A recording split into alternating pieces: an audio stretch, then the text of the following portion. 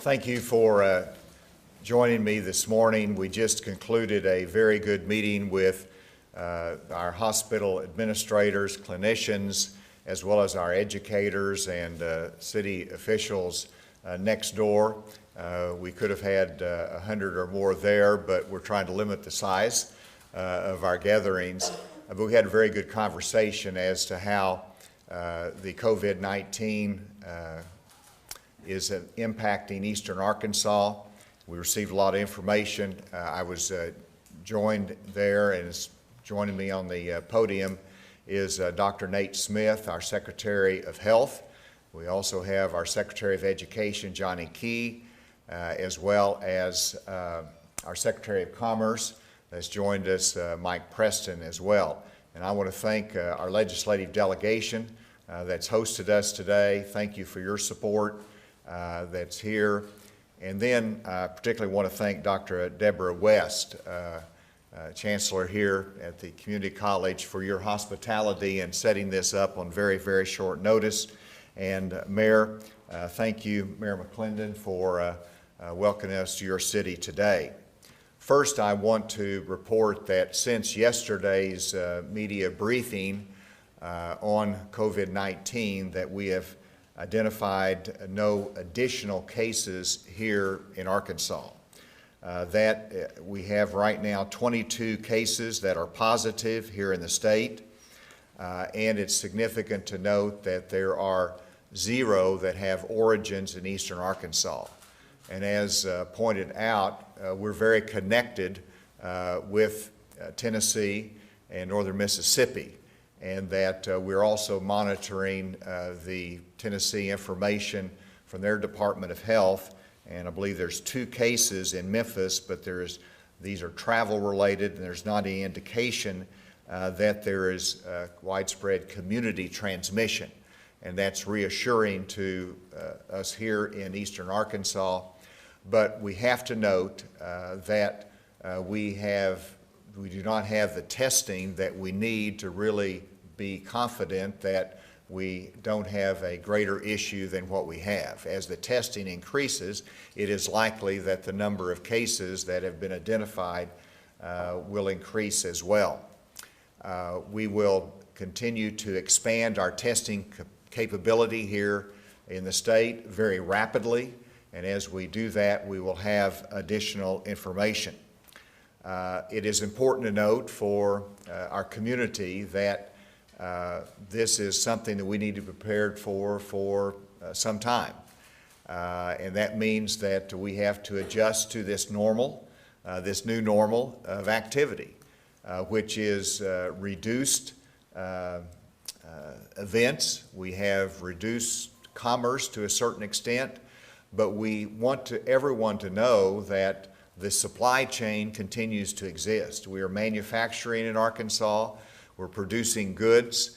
Those goods are being delivered, and whenever it comes to food supplies, the grocery stores are open, and they're going to continue to be open. And so we need to eliminate panic buying. And we need to be calm about that and recognize that the food supply is going to continue. The fuel supply will continue. And so sure, you want to have adequate reserves in the home, but we don't need to engage in panic buying. Secondly, we have closed our schools for 2 weeks here in Arkansas under my directive. And we will reopen on March 30th. And we had a good conversation with our school administrators that provided a lot of helpful information. They're doing an incredible job in terms of communicating with parents and students and making sure the school is a safe environment. But as I said, this is going to go on for some time, and we're going to follow our Center for Disease Control guidance at the national level. And if we have an outbreak or a case, then we'll close the school for a period of time to make sure it's clean and everybody's cared for. But education is going to go on in Arkansas. And so we want to be prepared after spring break to return to class on March 30th. In terms of some of the actions that we've taken as a state, I have declared this as a public health emergency. We have recommended reducing the size of events to 50 or less. Those are public events and meetings, but we still have industry that has a collection of people. We have commercial enterprises that have larger numbers of people, and those are going to continue to do their job under extraordinary special health circumstances. Our Emergency Operations Center is in operation. The National Guard has been called upon here in Arkansas to support our Department of Health in their call center in any need in logistics or transportation of goods, and they're prepared for further action as needed. And the news here, of course, in West Memphis is that I've directed all 3 casinos in Arkansas that are in operation to cease operation in terms of the casinos for the next 2 weeks. This gives us an opportunity to evaluate where we are. It is necessary in terms of from a public health standpoint. I know this is a tremendous hardship in the Eastern Arkansas community because we have, I believe, 900 hourly workers that are going to be impacted by this. And we understand the hardship, but it is necessary for us to take the right public health measures to get over this hump. We are taking steps to ease the hardship, and whenever it comes to unemployment insurance, if someone is laid off from work, we want to make it easier for them to get their unemployment insurance and to assure that that cash is immediately available to them. And I know the employers are doing all they can to provide a transition in the event of a layoff, but as a state, I am directing our Commerce Department to waive the immediate eligibility so they are immediately eligible. Right now there's a 1-week delay, which really amounts to a two-week delay in receiving the unemployment benefits. We want to cut that shorter so they're immediately eligible for it. Secondly, we want to allow them to satisfy the requirements for unemployment insurance by doing it online versus having to go in the office. That is safer for everyone involved. And then thirdly, whenever in terms of work reporting requirements, we want to be able to waive that because they have to go into the office to do that as well. And we want to be able for them to do that online, and so we're waiving that requirement. So those 3 things are waived for the next 30 days. And this will be a relief to anyone who is laid off, that they can get more quick cash assistance to make sure that their families are cared for, and hopefully we'll be able to get back in the swing, and it will only be a temporary circumstance for those workers in the event that is necessary. I ordinarily follow this with Dr. Nate Smith, which I will ask him to come to the podium in just a moment, but I want our Secretary of Commerce to follow up with what assistance his department can provide any laid-off workers, as well as comment a little bit further on the assistance that we're going to provide for those seeking unemployment insurance. Secretary Preston. Thank you, Governor. Good morning to everyone, and thank you, Governor, for your leadership, and to my colleagues on the Cabinet for their hard work, and certainly to the teams that support all of us back home and across the state. It's because of the work that they do that we're able to be here today and help support what's going on. To go on a little bit further into what the Governor was talking about, the good news for our UI trust fund is it's an excellent financial condition right now. So there's not a concern there. We know that we're going to be able to support those workers who are laid off and who are impacted. And as the Governor mentioned, waiving the 1-week waiting period for the next 30 days, it's going to allow people to react quicker, so there's not going to be a break in the gap in terms of their paycheck. They'll be able to continue to receive those benefits, to be able to have those funds that they need to go on. Also, waive the in-person application process. This is due to we don't want the big lines, big crowds that are taking place, that potentially could take place at our workforce centers, having people go in line. So let me give you this address, www.ezarc.adws.arkansas, spelled out, .gov. And that's a website that you can go and apply online. Always you can go to Google and Google DWS Arkansas. You'll be able to link to that. And then also if you have a local DWS office in your area, you can still call those offices and they can be able to assist you on the phone.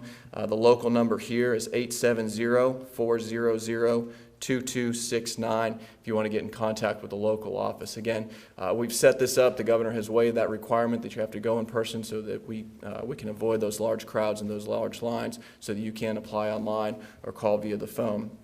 The other thing the governor mentioned was waiving for the next 30 days the work requirement.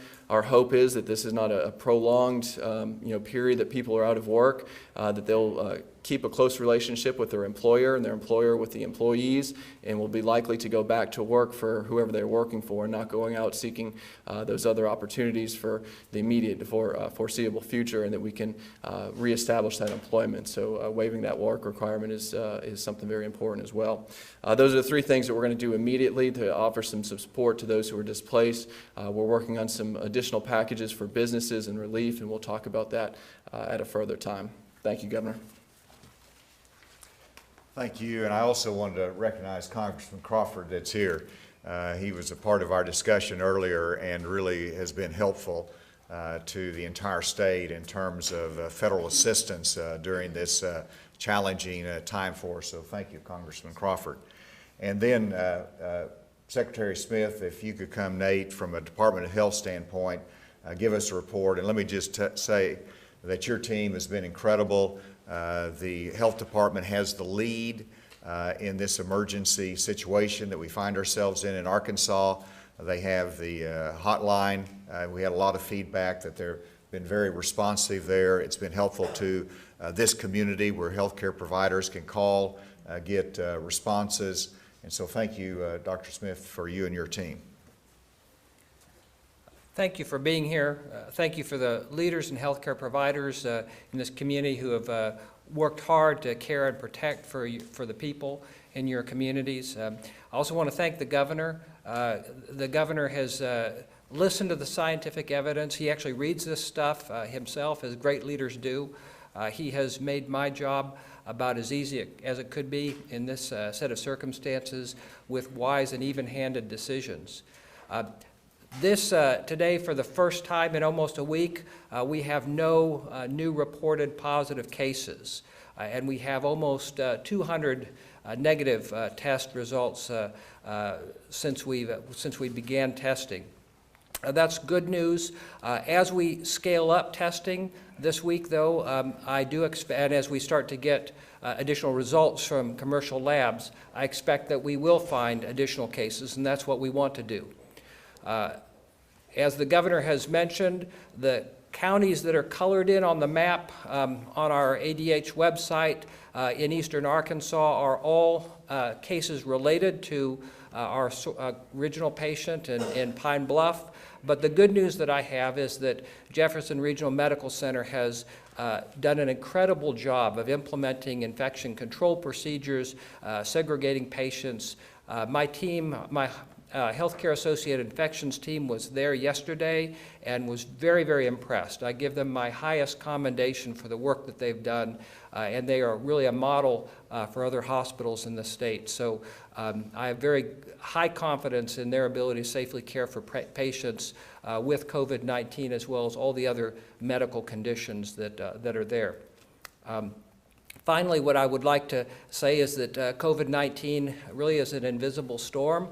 We're at the beginning of this storm, but our partnership together with you and your communities has helped us to prepare for this storm. It is helping us to respond to this storm, and it will help us to weather it, recover, and come back stronger. So thank you. Thank you, Dr. Smith, and I'll second to your comments about the Jefferson Regional Hospital in Pine Bluff. They've been extraordinary partners in this under very difficult circumstances, and it really illustrates how our healthcare workers are impacted. I believe it was one patient that was there, but we've had 6 healthcare workers that have been positive, have tested positive, and so they're on the front line, and it also emphasizes that we have to be concerned about a shortage of healthcare workers, and I appreciate them. They're doing an extraordinary job all across the state.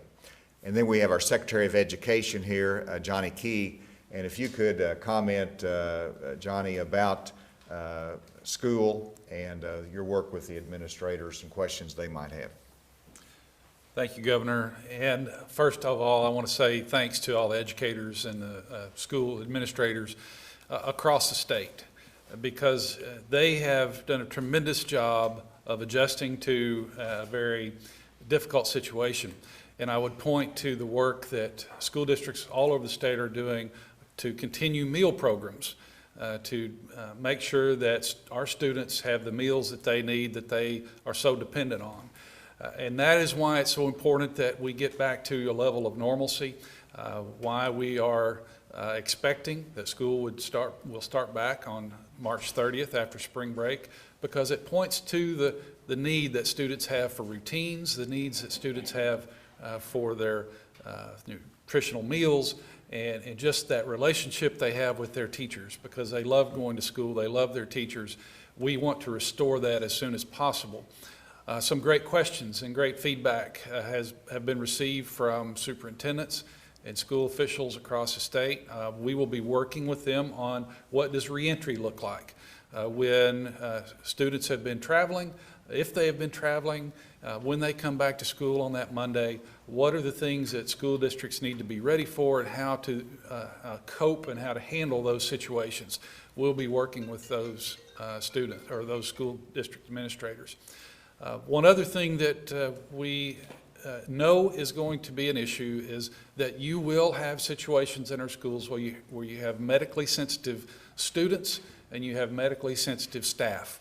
We will be working with the health department and with our school administrators on how to deal with those situations. And just to say that we are encouraging our school districts to look at their policies and to extend the greatest flexibility that they can in those situations. The department is ready to step up in whatever way we need to. Our team has been manning the phones alongside the health department team with the hotline, and that's where a lot of our great information comes from. So we look forward to having our students back on March 30th, prepared and ready to learn, and to be prepared to reestablish that continuity of education. One of the issues that have been raised by the medical providers that in our previous meeting was the availability of personal protective equipment. And that is a concern for local practitioners, local clinics, as well as the hospitals. They have adequate supplies right now, but if this becomes a more extensive challenge for us, then they're very concerned about supplies in the future. This is a national concern, and I know that they're gearing up nationally for greater production, greater availability, but right now our Department of Health has a good inventory. We're making that available to healthcare providers as the priority, but there's greater needs there, and that's something that we'll continue to address. And then finally, I want to tell everybody in Arkansas that I'm very proud of the way that we have been supporting each other, neighbor to neighbor, and even though we keep what they call social distance, the love is still there, the compassion is still there, the desire to help is there, and it's amazing as to how creative people can be in ways to help, whether it's in food delivery from the schools or in the restaurants and making sure they're available, or whether it's our senior citizens and the stories on even daycare centers that are trying to do what they can to make sure that they can provide the services needed for those that need to work. And we want to keep us moving in Arkansas, pulling together as we try to get over this challenge that we face. With that, we'd be happy to take any questions. The federal task force, I think it was yesterday, recommended that in a community where there's been community transmission, that all the bars and restaurants should be closed. So considering that there was a community transmission case in Little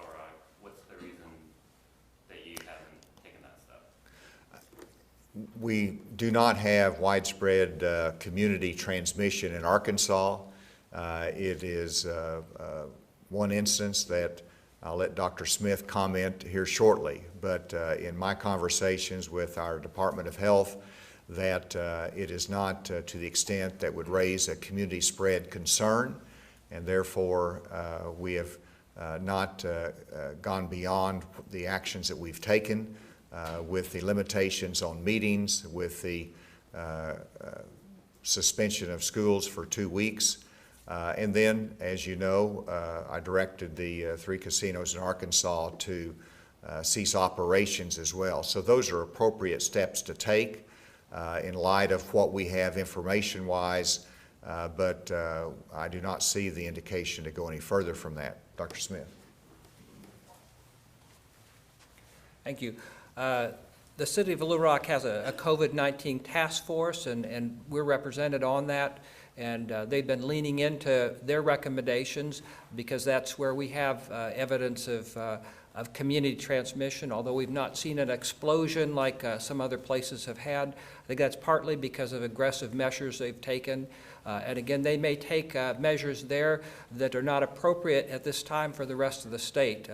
My wife called me last night, told me that if I didn't get home soon, I would be breaking the curfew. So anyhow, so we will continue to work with the City of Little Rock, but also help other communities to take appropriate actions. Yes. All right, let's. One of the concerns that I've heard from a lot of people in this community is if they do not have access to a computer at home, they don't know what steps they need to take if they have to file for unemployment. What advice would you give them? Well, they can still go to the office to file for unemployment, but we're trying to limit their exposure on face-to-face contact and communication. And so this is an option for them that was not available before. So we're expanding the options for them to file for unemployment insurance. And if they obviously don't have a computer, then they can go into the office and they complete it in that fashion. But it will be quicker for them if they can access it through online services, and it is safer, but it'll be quicker for them to receive the benefit. You can imagine with the number of those that might seek unemployment because of layoffs, could be a slow process if everyone went into the office. So it's another option that's available to them. Yes. You mentioned that this state doesn't have the testing it necessarily needs at this point. Could you expand on that, and then also what's being done to get the tests here that are needed? So there's 3 ways that we're doing testing in Arkansas. One is through the Department of Health, that we're increasing the throughput really every day. Secondly, the UAMS, our University of Arkansas Medical Sciences, is developing their own testing capacity, which also should be online this week. The third way that we're doing the testing is through commercial test providers, where a physician or a clinic or a hospital takes the sample and then submits it to LabQuest or some other national testing company, and that's about a 2-day delay, sometimes more, sometimes less. It would be a minimum of really 2 days. So those 3 are all increasing in capacity, and I'm very confident that within the next 3 or 4 days we're going to see a greater number of test results and a greater number of test availability. I also believe that there will be some change in the criteria to make that test much more available, so that it gives us a better sense as to where we are in all parts of Arkansas. And Dr. Smith, you correct everything I've said if I said anything wrong. That is all correct. I think one of the frustrations for providers is sending specimens off to commercial labs and not getting results back. And you don't know where they've gone or when they're going to be back. Nationally, we know that the capacity is increasing and that those turnaround times are going to decrease. But we need to make time-sensitive decisions, and that's why we're scaling up what we can do at the public health lab, why we need that capacity. in-state, and UAMS will be processing specimens not just from their hospital but throughout the state for those situations where they're very time sensitive, where we need that information, not days later but hours later. Governor, as additional test results start coming in and the additional strain is being placed on some of the hospitals, how ready are we at some of these facilities, eastern Arkansas or statewide, to handle this? They're ready. They're being innovative. As I was visiting with a number of hospitals in central Arkansas and northwest Arkansas, they have taken the lead on off-site, standalone testing sites. So they don't come into the emergency room, they don't come into the hospital. And so that has taken additional healthcare workers, but it is a good, safe system to do it. So the challenge is not the short term, but the long term, because they're working long hours. It's a strain on the system, and you've got to pace yourself to go through whether it is weeks or whether it's a month or however long it is. And so we are doing some things. For example, I've challenged our licensing boards. Are there any nurses, any doctors in the system that we can accelerate their licensing to get them in the field to work? And so we're taking steps that we can be beneficial and helpful to them, because there is going to be a great need for those healthcare workers, particularly whenever they're having to double up their duty. All right, Dr. Smith, did you have anything else? You good? Congressman, did you want to say a word? Well, let me just thank the governor for his leadership. Obviously, as a federal response is less effective without great leadership at the state level and at the county level. So I want to commend the governor for his response in helping to make sure that the federal response is appropriate here in Arkansas. Thank you. And Secretary of Commerce Mike Preston also pointed out and answered the question that on the unemployment benefits they can also call. So they really have expanded options of in-person, online, or making a telephone call. So we're trying to make it as simple as possible for them.